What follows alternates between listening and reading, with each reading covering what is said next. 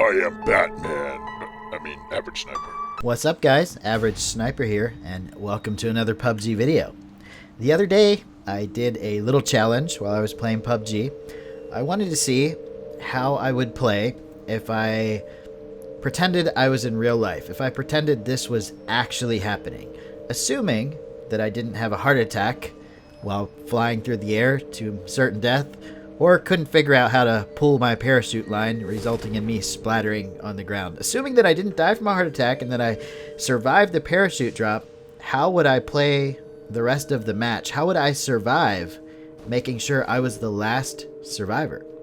So my challenge was to drop in somewhere where there wasn't a lot of people, grab whatever gun I could find as quickly as possible, grab whatever loot I could find as quickly as possible, and then disappear. Make myself invisible. And I was surprised by how many people stumbled upon me.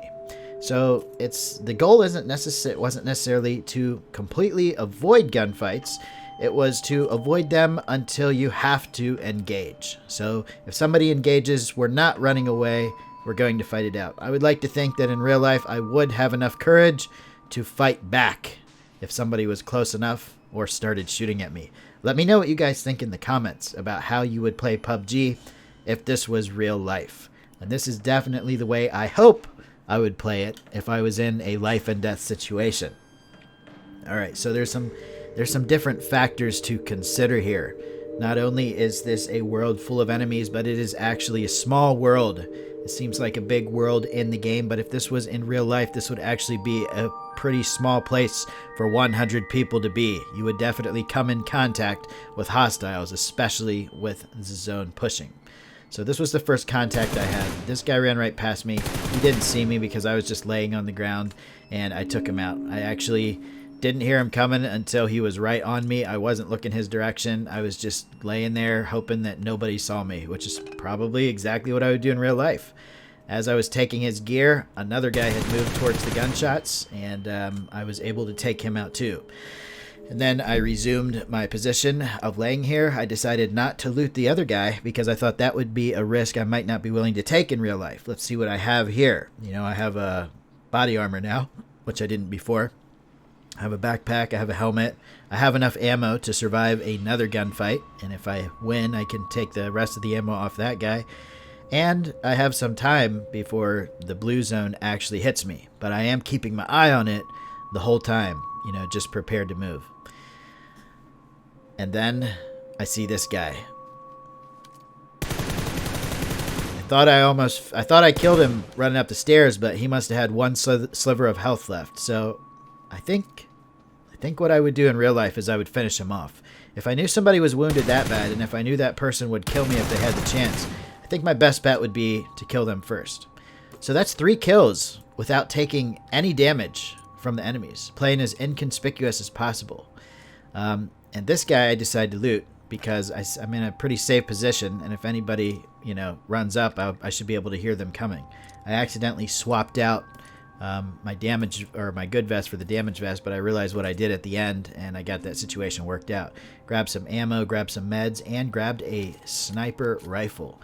Now, the sniper rifle is probably one of the most important things to have in this situation because that gives you the ability to engage enemies at long range. Now, the reason I decided to take the bike, once again assuming this is real life, is because the bike is going to be the fastest transport vehicle in the game. I'd rather have a fast vehicle that I can use to get away from bad situations than an armored vehicle that might get stuck or have its tires shot out, or, you know, it's got more of a chance for failure. I'd rather have the speed than the armor. So I drove to a place that I knew was already looted, that I didn't think anybody would be at, and instead of going inside one of the houses, I decided to go onto the ground outside of the houses. I don't know if this was the best choice, but it was a choice I made at the time. I think that once again, I think everything I do here is what I would do in real life. Now, I started hearing some gunshots off in the distance, so I took a look and I saw a guy way out there, and I thought, well, if I can take this guy out from distance, you know, that'd be great. I lost the reticle on my gun there. I had to scope out and scope back in. We can call that a technical glitch. Something like that might actually happen in real life. Maybe not lose the reticle, but maybe your gun jams or something like that that prevents you from shooting. So I kind of lost my opportunity there to take all the shots I wanted, and I decided that retreat was the best option. That guy isn't much of a threat to me, but now that he's out of my field of view, he could be flanking, and it's time to move anyway to the new zone. So this time I decide, well, there's a guy just out in the middle of nowhere. There's these guys just running around. What are they doing? I decide to take my bike as close to the center of the safe zone as I can and just find a shady place where I can be inconspicuous. Are you noticing a theme here, guys? I'm trying to be as inconspicuous as possible, picking places that are in plain sight but just hidden enough that nobody will think to look there. If somebody knew where I was, they would be able to see me. But at the glance of an eye or just as somebody running past, I'm just another blade of grass or just another rock on the ground. And I think there's actually a lot of people that play like this. And sometimes it gets on my nerves because I only play like this when I'm really, really wanting to get the win. And in this situation, I was playing like this because I wanted to do myself a challenge and see, would I be able to survive in real life if I played like this? Now, one thing to remember about Battle Royale is even if you do everything perfect, you're not always going to win. There are factors you can't control. There are enemies you don't see. There are moves you make that might seem like the best moves that put you right into the enemy's crosshair. So that's one of the cool things I like about Battle Royale. It doesn't matter if you have 5,000 hours playing the game. There could be a guy on day one that takes you out with a headshot while you're shooting at somebody else. What can you do about it? Nothing. There is luck involved in survival, especially when there's other skilled players or just players with the ability to shoot you moving around the map. Now, those gunshots were getting pretty close to me, so I kind of examined the situation and took these two guys out. I heard gunshots close to me. I considered it a big threat. They were in my area. I didn't have to move far out of my way to get them. I thought I was in the safe zone, but I was just a couple feet outside of it. So I run back in the safe zone and decide it might be best to grab some meds off one of these guys that I killed.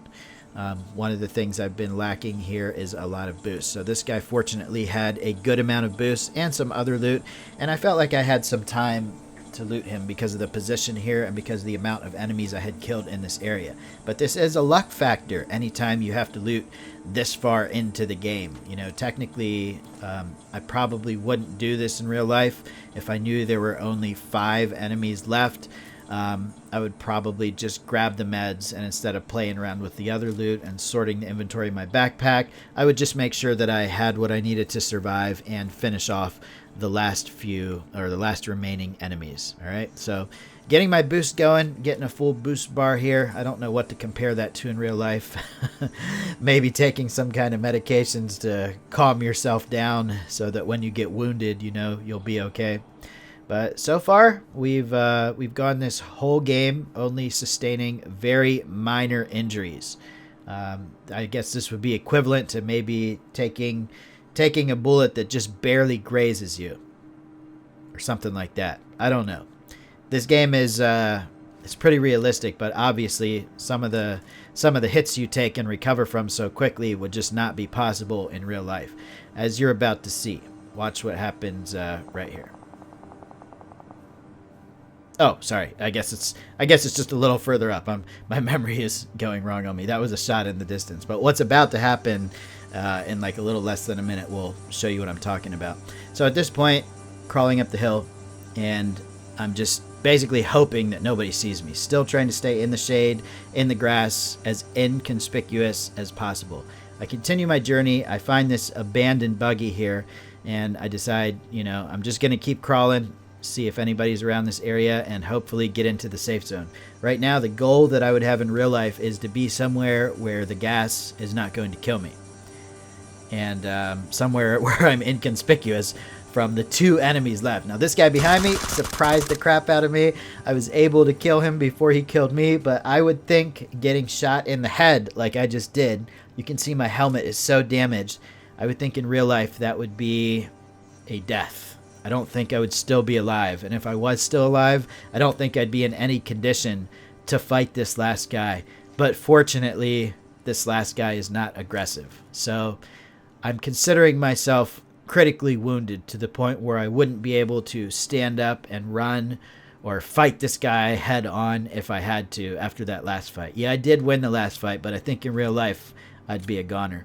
So one of the things I had picked up along the way was grenades. So I start throwing the grenades next to trees that I think the guy might be hiding on, because I had caught a glimpse of him right before he disappeared. And the very last place I think he could be hiding is that tree off to the 265 in the distance. So I chuck a nade onto that tree, just hoping for the best, and all of a sudden the game is over. I won, playing like I would play in real life. I'd love to see you guys' comments in the comment section about how you would play this if your life was on the line and the only goal was to be the last man standing. Thanks for watching, guys. See you next time. Later.